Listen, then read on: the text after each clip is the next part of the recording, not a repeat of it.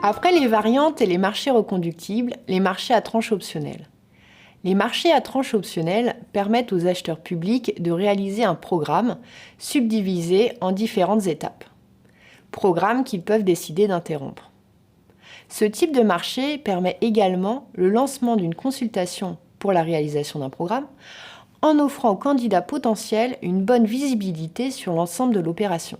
Le choix du marché à tranche optionnelle repose non pas sur une impossibilité de définir le besoin en amont de la procédure, mais sur une incertitude quant à la réalisation des prestations prévues au marché.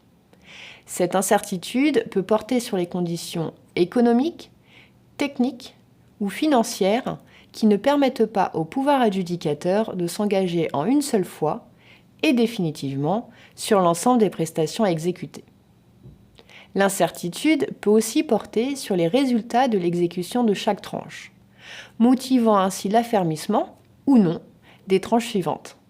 Le marché doit comporter une tranche ferme et une ou plusieurs tranches optionnelles que le pouvoir adjudicateur peut ou non affermir. Chaque tranche forme un ensemble cohérent. La nature, l'étendue, le prix et les modalités d'exécution des prestations demandées doivent être précisées. La conclusion d'un marché à tranche optionnelle est particulièrement adaptée à la réalisation d'opérations de grande ampleur. Dans un marché à tranche optionnelle, l'acheteur public n'est engagé que sur la tranche ferme. En revanche, le fournisseur l'est sur l'ensemble des tranches du marché. Par contre, pour l'appréciation de la valeur financière du besoin, déclenchant des seuils de procédure de publicité et permettant le jugement des offres, l'ensemble des tranches doit être pris en considération en additionnant les montants estimés de chacune d'entre elles. L'engagement du fournisseur peut être limité dans le temps si le marché prévoit expressément un délai pour l'affermissement des tranches.